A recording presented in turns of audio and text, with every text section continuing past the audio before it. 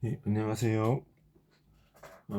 힌돌TV 김성호 건대사입니다.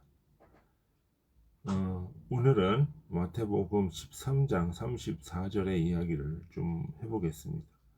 어, 이 모든 것을 비유가 아니면 말씀하지 아니하시니 라고 이야기를 하셨습니다. 그러니까 그 모든 것을 비유로 말씀하셨다라고 이야기를 하신 거죠.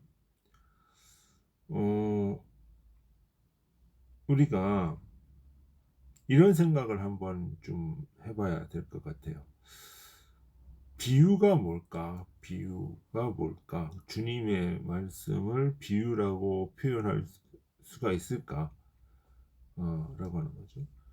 그 비유라고 하는 것은 서로 상관이 없는 대상들을 비교하면서 설명하는 것이 비유입니다. 이소부와 같은 것이 이제 그러한 것이죠.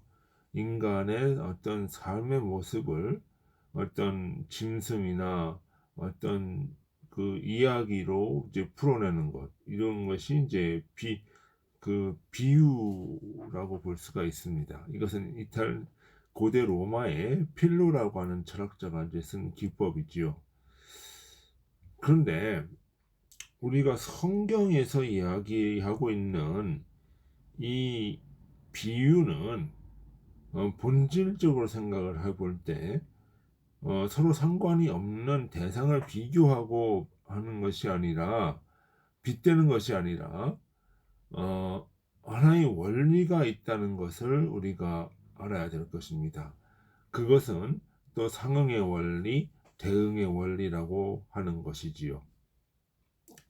자, 우리가 주님의 나라를 생각할 때 주님의 나라는 어떤 천적인 세계와 영적인 세계 그리고 이 지상의 세계로 볼 수가 있습니다. 그럼 이 나라들의 관계를 한번 보면 천적인 세계는 영적인 원리를 포함하고 영적인 원리는 이 그 지상의 세계, 지상의 어떤 원리들을 통해서 자신을 드러내는 것입니다. 그러니까 지금도 영적인 원리가 이 지상 세계에서 작동하면서 드러난다고 볼 수가 있는 것이지요. 그러면 우리가 단순히 이 자연 만물을 볼 때 어떤 그 하나의 그 영적인 원리와 상관 지어서밖에 볼 수가 없다는 거죠. 영적인 원리를 가 드러나는 과정으로 보면서 이해를 하면 이것은 어떤 그 서로 상관이 없는 두 개의 존재를 비유하는 것이 아니라 영적인 원리가 자연계 속에서 드러났다. 이렇게 봐야 되는 것이죠. 그래서 그거를 대응 또는 상응이라는 용어를 쓰기도 합니다. 그러니까 영적인 원리가 이 자연계에 어떤 대응을 하면서 드러난다라고 하는 것이죠. 그러한 것들이 이제 주님의 어떠한 그 표현 속에서 자연물을 통해서 영적인 원리를 드러내는 그런 과정으로 드러나는 것입니다. 무슨 무화과 나무의 비유라든가 어떤 감람나무의 비유 또는 포도원의 비유 또는 뭐 어떤 짐승, 여우라든가 사자라든가 늑대라든가 독수리라든가 이런 수많은 어떤 존재들을 통해서 주님이 그것을 통해서 드러내는 영적인 의미들을 드러내는 것이죠.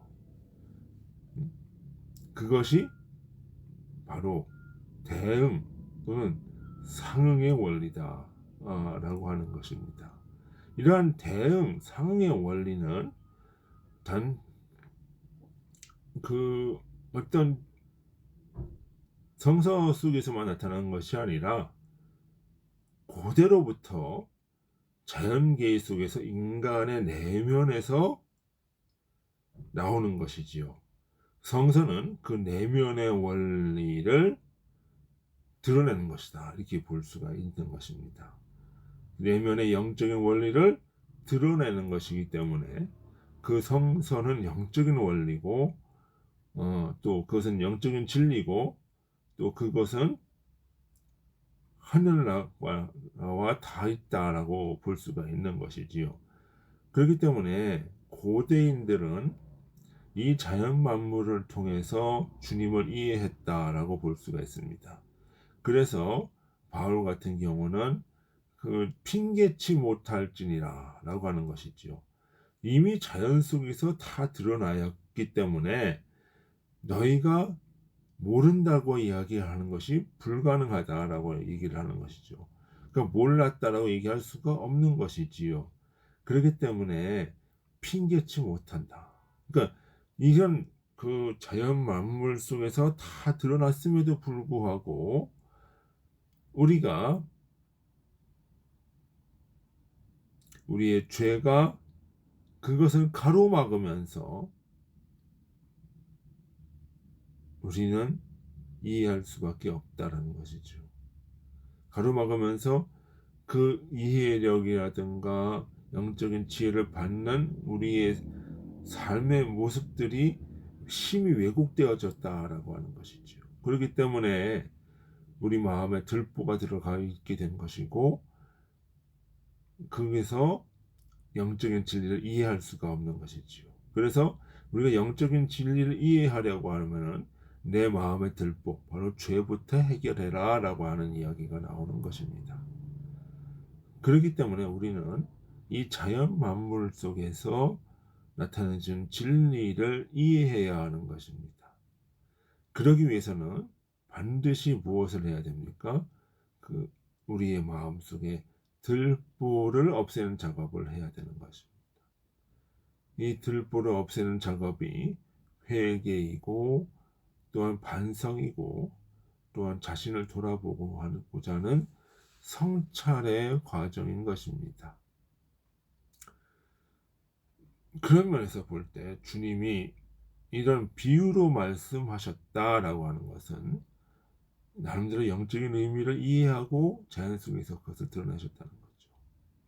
그런데 비유가 아니 비유로 아니하여서 말씀하시지 아니한 것은 또 무엇이냐? 들어도 듣지 못하게 함이다라고 이야기를 하는 것이 맞습니다. 이거는 무슨 얘기냐면 주님이 드러내지 않으신다는 얘기가 아니라 우리의 마음속에 죄가 그것을 거부했다는 이야기죠. 거부한다는 얘기죠. 그걸 거부하고 왜곡하고 받아들일 수 없는 그 상태가 있다는 것이죠. 그것이 바로 무엇이다? 자아이고 자기의이고 그것이죠. 그것을 깨뜨리지 않으면 그걸 받아들일 수가 없다는 것이죠. 그리고 우리가 또 다시 생각을 해야 되는 것은 주님이 주시는 그 영적인 원리가 인간의 언어로 표현되어질 수가 없다고 하는 것입니다. 우리가 주님이 주시는 영적인 진리를 인간의 언어로 표현하는 고자 하는 순간 그거는 왜곡이 되는 겁니다. 왜곡이 되는 거죠. 그래서 사람들이 주님의 영적인 언어를 인간의 언어로 표현하고자 할 때 많이 발생했던 것이 하고자 했던 것이 바로 무엇이냐? 철학과 신학이라고 하는 것입니다. 철학과 신학이라고 하는 것이죠. 그래서 우리가 이 문제를 봐야 하는 것입니다. 그래서 우리가 주님의 뜻을 알려면 어떤 근간의 글, 어떤 철학, 사상, 물론 이런 것들도 좋지만 보다 무엇을 생각해야 돼? 자연 속에서 나타나는 주님의 영적인 진리를 이해해야 하는 것이다 라고 생각을 해 봐야 되는 것입니다. 그렇기 때문에 주님의 이 자연 만물을 통해서 나타나는 이 진리는 비유가 아니라 상응이고 대응이고 그 속에서 나타나는 주님의 계시다라고 봐야 되는 것입니다. 그래서 우리는 자연 만물을 통해서 주님의 진리를 이해하고 깨닫는 저와 여러분들이 돼야 할 것입니다. 예, 수고하셨습니다. 오늘은 여기까지 하도록 하겠습니다. 안녕히 계십시오. 수고하셨습니다.